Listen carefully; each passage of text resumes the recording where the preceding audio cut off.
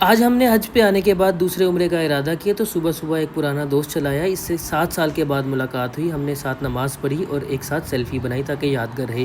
اسی کے بعد ہمارا نیا عربی دوست ہمارے پاس آیا، اس کی ہم نے کچھ تواضع کی، چائے کافی پی اور اس کے بعد اپنی نئی ریٹرو فٹ ویل چیئر اس کو چیک کروائی۔ ریٹرو فٹ ویل چیئر اس کو بہت پسند آئی اور اس نے ایک چیز کی شکایت کی کہ اس کے ایک ٹائر میں ہوا کچھ کم سی معلوم ہوئی ہے۔ ہم نے ہوا کو پورا کیا اور اس کو دوبارہ چیک کروایا اور بہت زیادہ مطمئن نظر آیا۔ وہ ہمارے لیے کچھ تحائف لے کے آیا تھا، ہم نے ان کو کھایا، کافی وغیرہ پی اور اس کے بعد ہم نے ٹیکسی کروائی۔ ٹیکسی ڈرائیور جو تھا وہ بھی پاکستانی تھا اور اتفاق سے وہ بھی فیصل آباد سے تعلق رکھتا تھا۔ حسان نامی اس ٹیکسی ڈرائیور نے مسجد جرانہ کے لیے ہمارے ساتھ سفر کیا اور مسجد جرانہ کے بارے میں کچھ حقائق کے بارے میں بتایا۔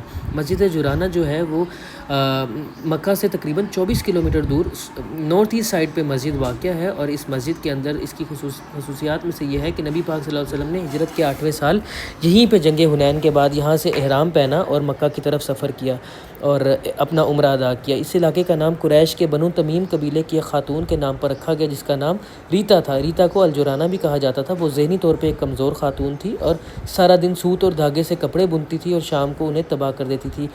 اسی طرح حضرت عبداللہ بن عباس کی روایت کے مطابق قرآن مجید میں سورہ نحل میں اس عورت کی مثال بیان کی گئی ہے اور فرمایا گیا کہ اور اس عورت کی طرح نہ بنو جس نے بڑی محنت سے سود کاتا پھر اسے خود ہی ٹکڑے ٹکڑے کر دیا۔ اسی طرح غزوہ حنین کے بعد جب مال غنیمت کی تقسیم کا موقع آیا، 8 ہجری میں مسلمانوں کی فوج نے چند دن الجرانہ میں قیام کیا۔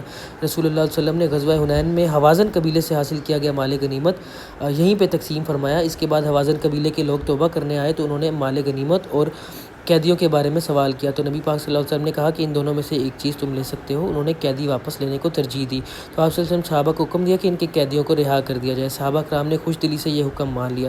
اسی رات رسول اللہ صلی اللہ علیہ وسلم نے عمرے کا احرام باندھا اور عمرہ ادا کرنے کے بعد اسی رات مدینہ کے لیے روانہ ہو گئے۔ یہیں پر الجرانہ میں ایک ایسا واقعہ پیش آیا جو انصار کے لیے باعث فخر بنا۔ رسول اللہ صلی اللہ علیہ وسلم نے کچھ نئے مسلمانوں کو دل میں اسلام کی محبت بٹھانے کے لیے مال غنیمت سے زیادہ حصہ عطا فرما دیا۔ چونکہ انصار کو اس قدر مال نہ ملا تو بعض نوجوان انصار کو یہ بات ناگوار گزری۔ جب یہ بات نبی پاک صلی اللہ علیہ وسلم تک پہنچی تو انہیں تمام انصار کو بلایا اور فرمایا کہ کیا تمہیں یہ پسند نہیں کہ دوسرے لوگ بکریاں اور اونٹ لے کر جائیں اور تم اللہ کے رسول کو اپنے ساتھ لے کر جاؤ؟ یہ سن کر انصار کی آنکھیں خوشی اور جذبات سے بھر آئیں اور رسول اللہ صلی اللہ علیہ وسلم کی اس تقسیم پر راضی ہو گئے۔ اور قرآن پاک میں سورہ بقرہ میں آتا ہے اور حج اور عمرے کو صرف اللہ ہی کے لیے مکمل کرو۔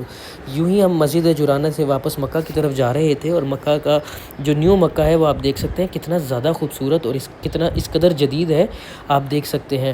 یہاں سے ہم نے واپسی کا سفر کیا، مختلف جگہوں پہ چیک پوسٹیں آئیں کیونکہ اس دفعہ حج میں بہت زیادہ سختی تھی اور جو آپ کا نسک کارڈ تھا جس کو عربی میں تسریح بھی کہتے ہیں اس کو بار بار چیک کیا۔ ہم نے اپنا عمرہ ادا کیا، عمرہ ادا کرتے کرتے ہمیں تقریباً عشاء کا وقت ہو چکا تھا۔ ہم نے اپنی نمازیں ادا کی اور اس کے بعد ہم نے باہر نکلے۔ باہر آپ دیکھ سکتے ہیں کہ کس قدر زیادہ رش ہے اور مکہ کی اس مسجد حرم کی فیسلٹیز کو آپ دیکھیں، لاکھوں لوگ اس وقت حج کے لیے آ چکے تھے اور حج میں تقریباً 5 دن باقی تھے۔ اس کے فوراً بعد ہمیں بھوک لگ رہی تھی تو ہم نے مکہ میں کلاک ٹاور کا رخ کیا۔ کلاک ٹاور میں جو البیک ہے وہاں پہ گئے۔ البیک میں صرف جو نگٹ مینیو ہے وہ مل رہا تھا تو ہم نے ان کا انٹائر مینیو آرڈر کیا اور بہت زیادہ بھوک لگ رہی تھی۔ البیک میں اتنا رش تھا کہ 1 گھنٹے کے بعد باری آئی۔